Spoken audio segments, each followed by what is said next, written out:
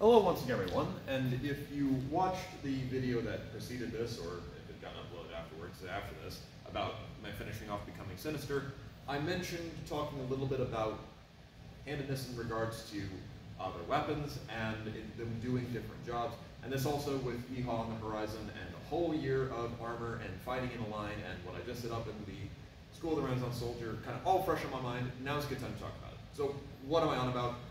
Basically, I'm on about, I get asked all the time when people are first beginning with any sort of polearm, why this? Why left hand forward?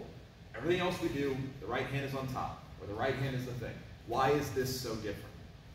And the simple reason is, one, it's not universally true. There are times when you will put your right hand as the dominant hand if you're right-handed, but I'll get to that again in a second. But as far as the majority of times we see this, there's an important context to be aware of. So just off the top of my head, anytime, well not any single time, but the majority of times in the Renaissance, when they're writing for more of either a soldiery perspective or preparing to be a soldier, though that term can be a little bit tricky, basically preparing to fight in war, there is the prevalence of having the left hand out, be it staff, partisan, spear, pike, halberd, there is the left hand going out. Also in regards to things like musketry, utilizing the bayonet. No one can argue that you keep your right hand by the trigger if you're right-handed, or even if you're not this time, you keep your right hand by the trigger, and then your left hand out in the foremost. So that is kind of the main important context of you're not fighting as an individual, you are fighting as part of a collective, and your individual prowess and individual game plan now matters a lot less. So that is the first part of it that is often, I think, overlooked. Now, why then is the overall, if you're going to fight as a part of a whole, why aren't we all just standing this way? You know, the whole, everyone's left foot forward in the formation, that makes sense, but why not just everyone right foot forward in formation? Why doesn't humanity go down that different path? It's for one simple reason, in my opinion. And the simple reason is that you want your strong arm always on the weapon. There are many times when various sources mention offhand weapons and they say, train with the sword alone, train with the sword alone, train with the sword alone. And heck, even when you're using a two-handed thing, well, minus some exceptions, train with it in one hand. Because if you're going to lose anything, it's going to be the secondary thing. Your dagger, your cloak, your buckler, anything, right? Ditch your rotella, right? You're going to lose that if you're going to lose anything. And in regards to a pole weapon, the most advanced thing, the easiest thing to get injured, is your lead hand.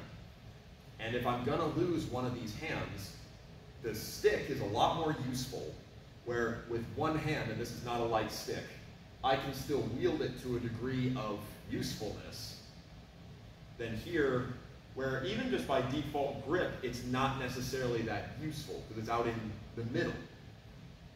Now, if I were here, sure, that's not to say that I can't, especially after a summer of practicing, be a little bit stronger, but it's not nearly as strong as the more trained arm.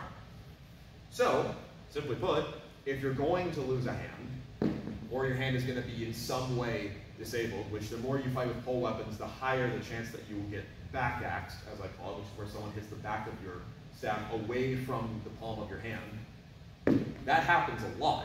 You want to make sure it's your right hand that can haul it back into your dominant hand. Now, if you're left-handed, well, life just kind of sucks. Because you gotta kind of conform to the whole, right? But certainly in regards to, you know, the majority of people, this is why. And I find even that that can kind of lead to an interesting pathway. So a lot of my quarterstaff students are left-handed. And what that leads into is that the righties struggle because their left arm is weak, and they're not used to having it be the more stable thing as they go. The left-handed students, their right arm is weak, so they have trouble with point control and accuracy in that regard. But really, this isn't any different than what you learn when you hold a longsword for the first time. Anyway, though, so that's the general idea, and I want to point out that that also comes up in another weapon, which is, you see that very same thing in longsword. For example, there are numerous times when you will employ your left hand to hold something, be it a person or what have you, and it is always the dominant hand that stays on. There are a few exceptions, but it is generally the dominant hand. Arm wraps, all that sort of thing. And then you have your two versions of half sword grip. There's the idea of folding back into it, a la Fiore, There's the idea of stepping forward into it, a la KDF, right? It's the same exact idea of just reinforce, have your non-dominant out there, that way if anything goes wrong, still got it where it needs to be. Even in something where you're going to intentionally extend, and this is where I get back to Ben at Lance point, right? Extend, I want that dominant arm ready to fire. With practice, you can be able to at least defend yourself for a second this way, but it's way easier if you're here. And so, the reason I bring all this up is because when you're first learning pole weapons for the field, that's why. That's what you're thinking about, is your dominant side is still back, your dominant side is still loaded, and your dominant side can also reach for other things, on your body or what have you. This is the one that can do all the fine motor control and also do more powerful things that you may not have thought of.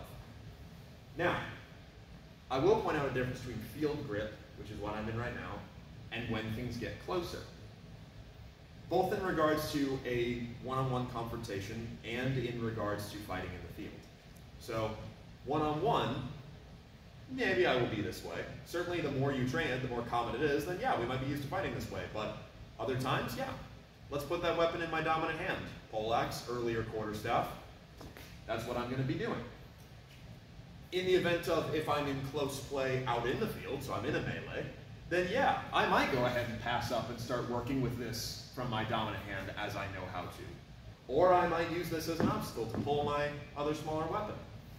There are situations where you make that switch, and in me personally, what I've definitely noticed is a change between field grip and one-on-one combat. I do a lot of axe play, and I also really enjoy fighting in the field, and there's a decided difference in when I'm using a halberd or what have you in the field grip alongside my buddies, and when things get close and now it's time to be an individual fighter as I would normally be.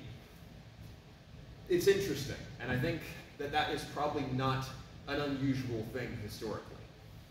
Either way though, just a little ramble on handedness, another place it appears that people very often forget about half sorting, and what your arm's job is. There's a lot that can be further explored, and you're going to have to go through your own personal journey on it, but in case you're ever curious as to why, that is why. At least in my opinion, everyone in the world did it, so there's probably some credence to it. Either way though, thank you very, very much for watching. We'll go over some other techniques another time.